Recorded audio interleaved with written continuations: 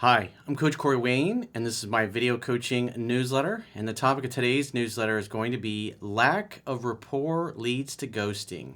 So I've got an email from a guy, and he says he's read my book. Obviously, he's talking about my first book, 3% Man, many times, but he says that on many occasions or multiple occasions, he's had situations where he set a date after he felt he had pretty good conversation with these women, and then the day the date comes and he gets totally ghosted.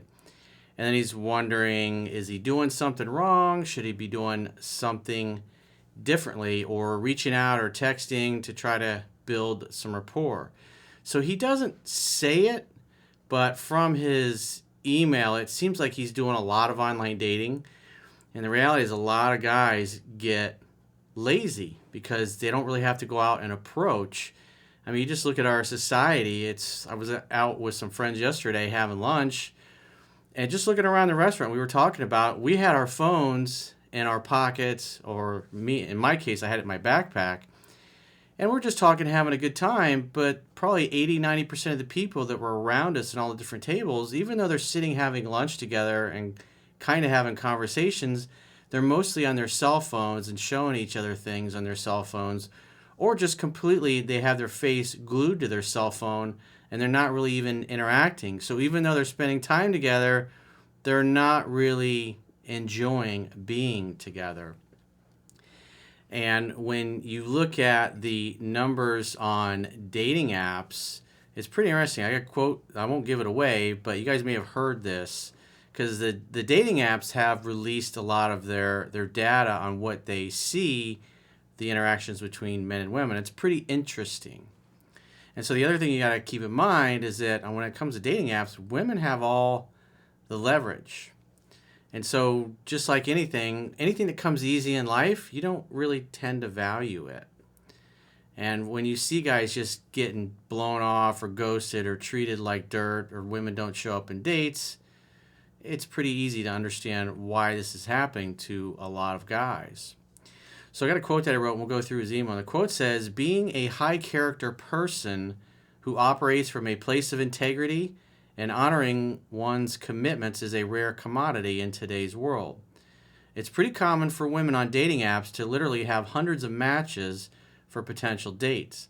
Lots of women with low integrity have no problem making dates and then not showing up or outright ghosting men they claimed to be interested in. The reality is that high-character women who are fit, healthy, and outgoing are not going to be on a dating app because their social life and circle brings them plenty of like-minded, high-character guys to date." This is what's interesting about the dating apps and the stats. 20% of the guys are dating and sleeping with 80% of the women on dating apps. So in other words, the alphas are cleaning up. Typically, the good-looking guys that are fit and in shape are getting all of the attention. And if you're an average dude trying to compete in that market versus just meeting women as a side effect of your social life, you're going to struggle. According to the dating apps themselves, 80% of the men on dating apps are not attractive to the women on dating apps. People who like the same things tend to like each other. Superior men will always do better meeting women in person as a side effect of an active social life full of good friends and family, instead of taking the lazy man's way of pursuing women on dating apps who have all the leverage. So a big key is going to be rapport. How much rapport do you have with that woman that you're talking to? Are you talking on the phone? Are you talking on video for a while before getting around to making a date to pre-screen them? It makes a big difference. How far off in the future are you making a date with a woman that's probably got 30 other dudes, probably better looking than you, that are trying to set dates with her? And if she's trying to decide which guy she wants to go out with, she'll make a date with the guy that she's most interested in and leave the other dudes hanging, and either just not show up or cancel at the last minute because some more attractive guy came along. So let's go through his email. It says, "Hey, Coach, I've lost track of how many times I've read your book, highlighted the shit out of it, and a handful of times listened to the audiobook. The last time I read the book, it was boring. And that tells me I'm pretty well schooled on the content. One lingering question, though, and I know you cover this, but I'm hoping for a little more feedback. I feel on multiple instances I have set up a definite date, a place, and a time early in the week, but then when the date comes around on Friday or Saturday, I get ghosted. This typically has been after a good conversation prior to initiating the date. I feel the lack of conversation between setting the date and the actual day of is turning them away. So what you're seeing is low interest and low rapport. So you're making dates with women who really weren't that into you in the first place. And if you're just texting somebody on a dating app like Tinder or Bumble, you're going to have a really high number of just low integrity people on there. I mean, think about it. If a woman is beautiful and successful, comes from a great family, has an active social life, has lots of girlfriends and friends and family to spend time with, she's not going to be on a dating app, because just her being out in public with other like-minded people doing other social activities, there's no reason for her to be on a dating app, because guys are always high character, high integrity guys are going to be approaching her. The girlfriends I wrote about in 3% Man, they never go on a dating app. They don't need to. They constantly have dudes hitting on them. And it doesn't mean that all women are bad on the dating apps. It just means that you have a large percentage of people that are just not good, high character people. Maybe they don't have any friends. They don't have much of a social life. It's also possible they moved to the area. But the reality is, if you're dealing with a woman that doesn't have any character, she doesn't really have any close friends or family, doesn't have much of an active social life, but yet she's very beautiful, she's going to get a lot of attention from men. And so for her, because she doesn't have good, strong friendships and relationships, she's not going to think anything of just making a date with you and then ghosting you, not showing up. Or when you text her, hey, I'm here, are you on your way, are you outside? And she's like, oh, you didn't text me. Typically when guys do that, it's usually a half hour or an hour later they text back, and then women just try to blame the guys that they didn't reach out. But the reality is, if she really liked him and was really excited about seeing him, she would have probably texted on the day of the date, said, hey, are we still on? That's what women do who are really interested. And women that don't, they don't care. Women will also set multiple, in other words, they'll make a date with several guys and end up keeping the date with the guy that they really like. So from a leverage perspective, why would you want to put yourself as a man in that position? Like I was talking about being at lunch yesterday with some good friends of mine, and the fact everybody's on their device. I mean, just people are just not interacting with each other like they once were. And I hear people say, oh, things have changed. Well, when you look at the stats back from, say, like my generation, Gen X, in the 80s versus when you look at people that are like 29 and under, like how many times they've had sex in the past year versus when and this goes all the way through like high school through 30, because most people become sexually active in high school. And so when you look at the numbers, overall, men and women today are actually having less sex than they were during my generation. Now, the men are having a lot less sex, but the women are having less sex. But still, when you look at the stats, they're still not having as much sex as they were during my generation. Now, also my generation, most people were thin. And when you look at 30 years later, I mean, all you have to do is walk outside. Most people, I think the stat was like 74% of all Americans are either overweight or obese. So a lot of people are just simply unattractive because they don't take care of themselves. And yeah, they're going to have a hard time getting dates just because of attractiveness. But also people are so addicted to their devices, they're just flipping and scrolling, and people are kind of losing the art with interacting with one another and having a conversation with a random stranger.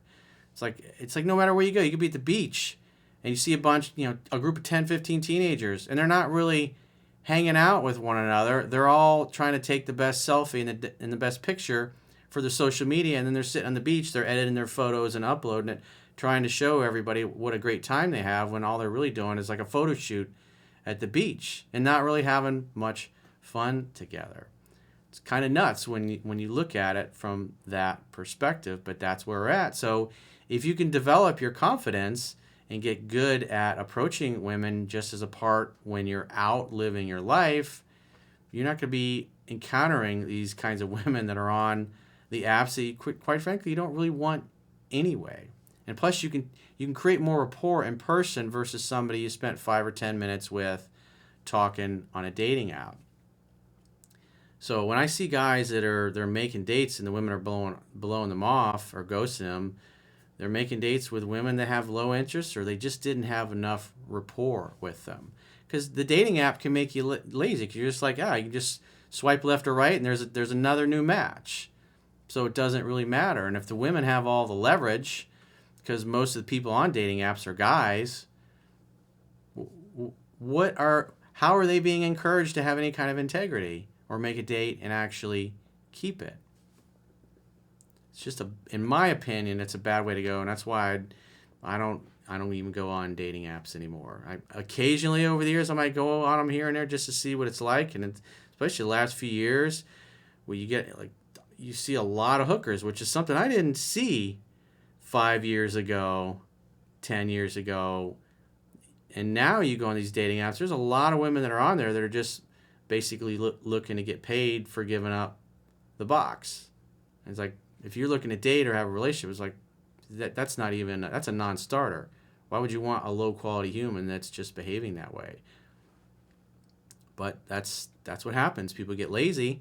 And so now the hookers are going on to the dating apps. And so in addition to trying to find somebody you click with, now you're trying to make sure you weed out the girls that are matching with you, and they're just hoping that you're a gullible dude that will end up paying them. Because a lot of guys are desperate, and guys have money. They're on there, like, they'll end up paying $1,000 or $2,000 a week for a girl to hang out with them, because it's better than nothing in their eyes, and they have the money. And there's plenty of women out there that are willing to do it.